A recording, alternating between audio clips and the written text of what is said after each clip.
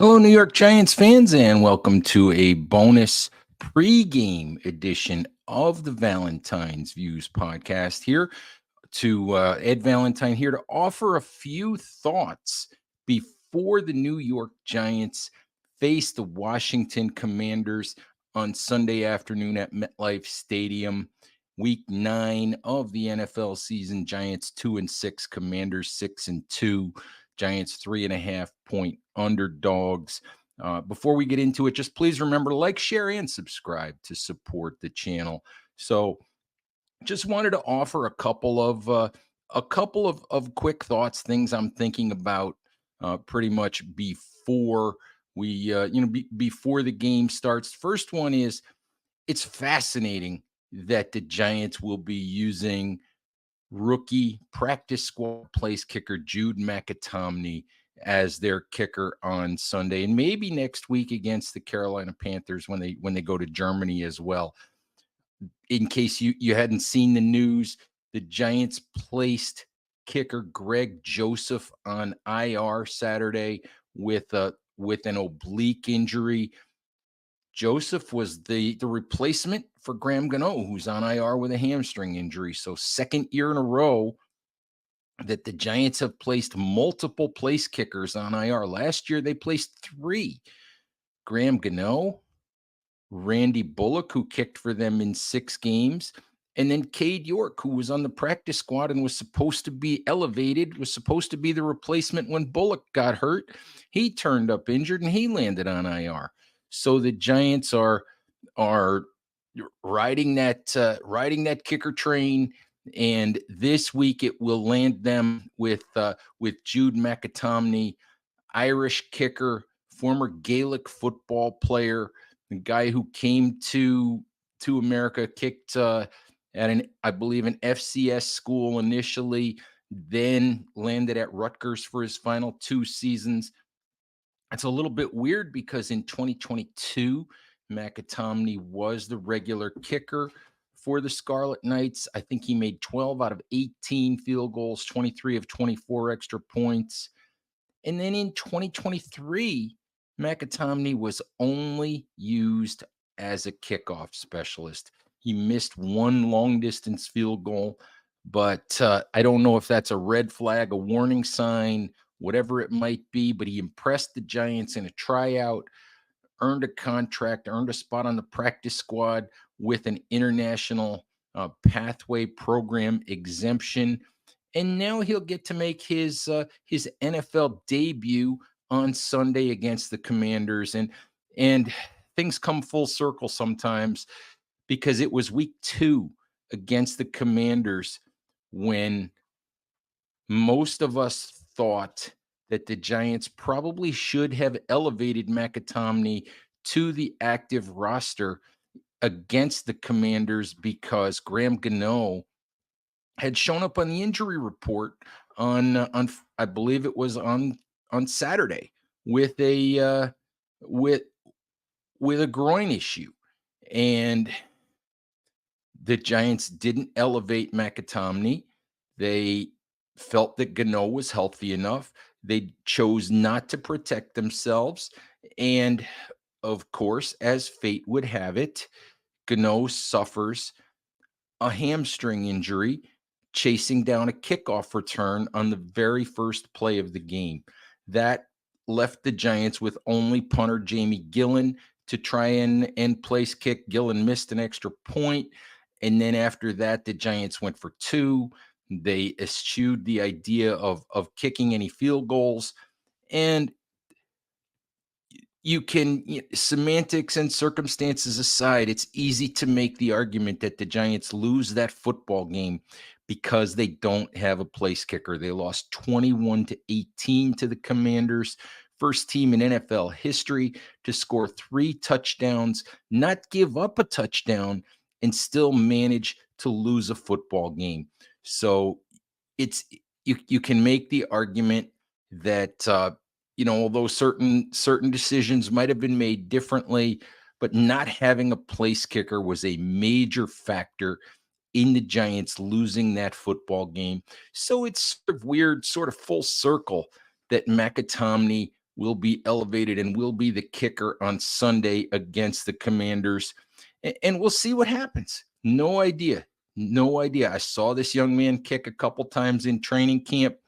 Young man can boom the ball. He can hit it a long, long way. And that's impressive. But place kicking is about consistency. It's about making the extra points. It's about making the kicks from inside 30. It's about making the kicks that are supposed to be made. And in the NFL these days, that's pretty much every kick inside of 50 yards. So if McAtomney gets an opportunity on Sunday to kick some field goals, to kick some extra points, we'll see if he can do the job. And maybe that will make fans a little wistful and wishing that the Giants had elevated him in week 2 and protected themselves. But it's definitely a curiosity factor entering Sunday's game against Washington. All right, second thing I wanted to talk about is Azeez Ojulari and the trade deadline. And there was a report from Diana Russini, well-connected NFL insider from The Athletic on Saturday, that the Giants are shopping Azeez Ojulari, 24-year-old edge rusher, 6 sacks on the season, 5 in the last 3 weeks since Kayvon Thibodeau went down with his fractured wrist. And I keep trying to explain this, and people keep saying, but why would the Giants trade Azeez Ojulari? Why would they consider it? He's 24 years old. He's a good player. He's a very good player when he's healthy. I have said before, and I believe this, that judged purely as a pass rusher, I would prefer Azeez Ojulari to Kayvon Thibodeau. But Kayvon Thibodeau is probably a better all-around player. He's more physical. He sets a better edge. He's a better run defender.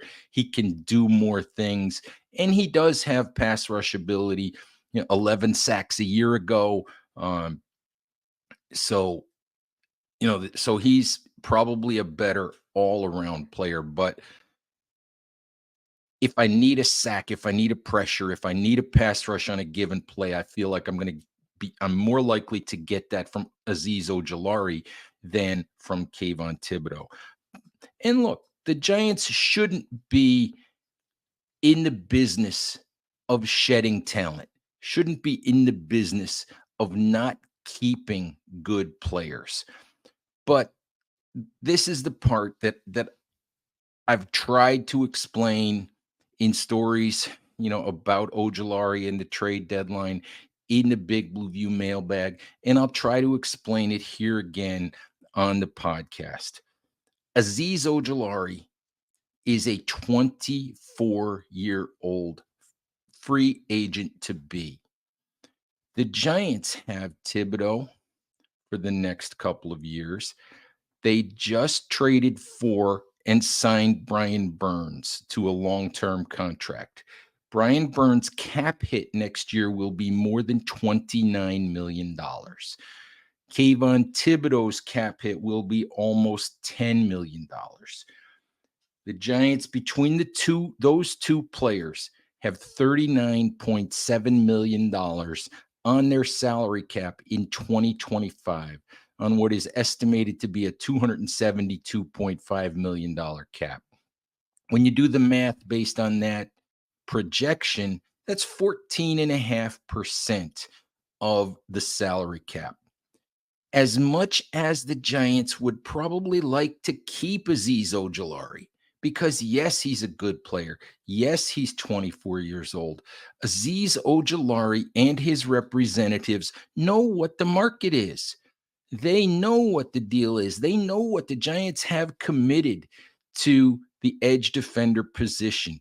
And they know that the Giants are not going to want to pony up big money for a third situational edge rusher, edge defender, that they know there are 31 other teams out there. And, people say, Well, sign him to an extension instead of trading him. On what planet does it make sense for Aziz Ojolari between now and Tuesday at 4 p.m. when the trade deadline comes? On what planet does it make sense for Aziz Ojolari to sign a contract extension with the Giants who aren't going to be able to pay him as much as many of the other teams around the NFL who are in need of edge rush?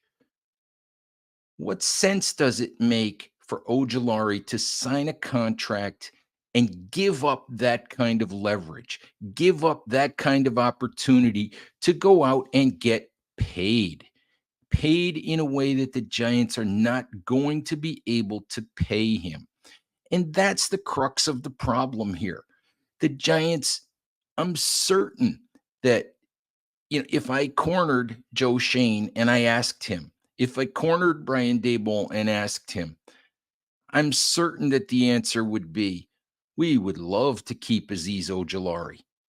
We don't want to give up 24-year-old talented defenders who can rush the passer. We don't want to do that. But the reality of it is, Aziz Ojolari is a free agent who knows he can go out this offseason and get a bigger paycheck somewhere else and probably get more playing time somewhere else than the Giants can offer him. The other factor is Aziz Ojolari has been hurt for 2 years. He's healthy now. He's producing now. He's playing as well or better than he ever has. Maybe you strike when the iron is hot. The idea for the Giants is they have to be realistic here about their chances to keep this young man. And if they don't believe that Ojolari will return to the Giants in 2025, and I personally don't believe he'll return to the Giants in 2025 for the simple reason that, as I've said, more money, more opportunity elsewhere. Aziz Ojolari is a second round pick, a guy who probably would have been a first round pick had it not been for some questions about a knee injury that has never been an issue in the NFL. But he doesn't want to spend the next few years being a third wheel behind Thibodeau and Burns.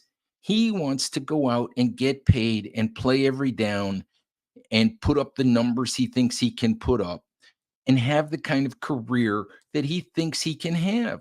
So I think the chances are overwhelming on the side of Ojolari leaving the Giants as a free agent this offseason. So the Giants are in that situation of trying to get something for him before he leaves. And people say, "Well, why don't they simply let him leave in free agency and take the compensatory pick?" The problem is the compensatory pick is not guaranteed. Ojolari probably qualifies as a compensatory free agent, but we don't know if that would be a third round pick, a sixth round pick, a fifth round pick. We don't know. And the other thing we don't know is just because a player qualifies as a compensatory free agent doesn't mean that the team that loses him is guaranteed to get a compensatory pick. It depends on how many free agents that also qualify for the compensatory pick formula a team goes out and signs. If you lose one and sign one, they cancel each other out. If you lose three and sign three, they cancel each other out. If you lose two and sign one, then you're going to get one compensatory pick. So there's no guarantee that the Giants could get or would get a compensatory pick if they let Aziz Ojolari go into free agency in the offseason. So tricky situation for Joe Shane. Lots of factors to consider. I'm sure that the Giants would love to keep the player, But Joe Shane has to be realistic. If if he doesn't believe that the player will come back, if he doesn't believe he will be able to compete in the open market for that player's services, then he has to do what he believes is the best thing for the franchise. He has to try to get something in return for this player. So we'll see what happens. Trade deadline Tuesday, 4 p.m. The assumption from Diana Rossini and some other folks that I've seen talking about this and writing about this. The assumption is that Ojulari is probably not going to be a Giant after the deadline on Tuesday. So anyway, let's move on to the final thing I wanted to mention today, and that is the status of Giants quarterback Daniel Jones. And we all know that the end is coming for Daniel Jones. We don't know what the Giants quarterback situation is going to look like a year from now. We don't know if the Giants are going to be able to put themselves in position to get a top tier quarterback that they're comfortable taking near the top of the draft. Um, we just don't know yet. What we know is there are only a couple of those guys available, most likely in this class. Um, there there are guys like Shadur Sanders and Cam Ward and maybe Jalen Milrow if you consider him to be in that category. But the rest of the quarterbacks, Carson Beck, Quinn Ewers, Jackson Dart, are probably farther down. And the Giants might be in that same situation they were in the 2024 draft, where they're just outside of being able to grab one of the quarterbacks they would really like to have and would have to be in a position to trade up to get one.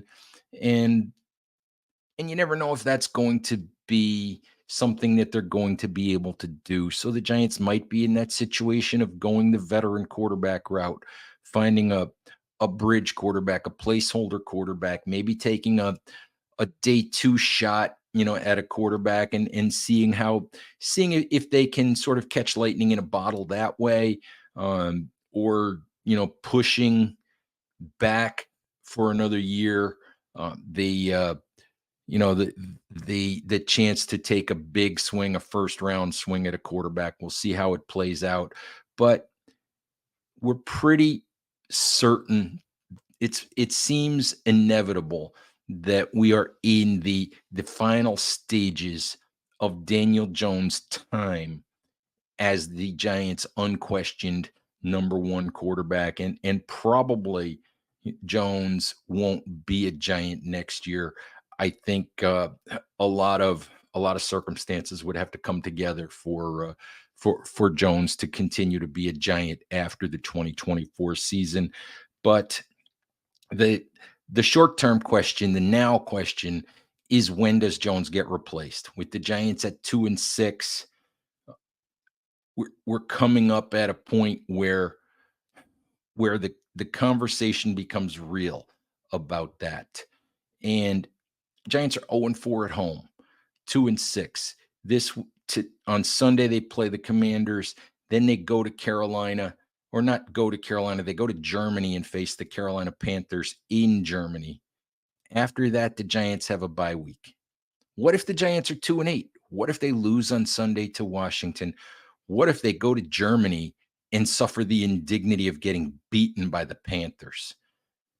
If they're 2-8 coming off of a bye week, is that the time when Brian Daboll and Joe Shane would decide to play Drew Lock and and make sure that they don't wind up on the hook for the 2025 injury guarantee in Daniel Jones' contract? It might be. It might well be. It might come a little bit after that. Maybe if the Giants win on Sunday, win in Carolina, if they're 4-6 heading into the bye, that changes the equation a little bit. But if they're 2-8, we very well could see a different quarterback finish the season for the Giants. Drew Lock would probably get first crack at that. And maybe somewhere along the way we would see Tommy DeVito. And I know that people think that I hate Tommy DeVito. I don't hate Tommy DeVito. I've just, I say all the time that I don't think Tommy DeVito is a starting caliber quarterback in the NFL. And people get upset with me for that because of what Tommy DeVito did a year ago, winning those 3 games. And look, the issue for me is Tommy DeVito's an undrafted free agent. We've seen a lot of quarterbacks. Taylor Heineke comes to mind, sort of come out of nowhere, have a moment in the sun. We've seen a lot of backups, come out of nowhere, have a moment in the sun, and then fade away.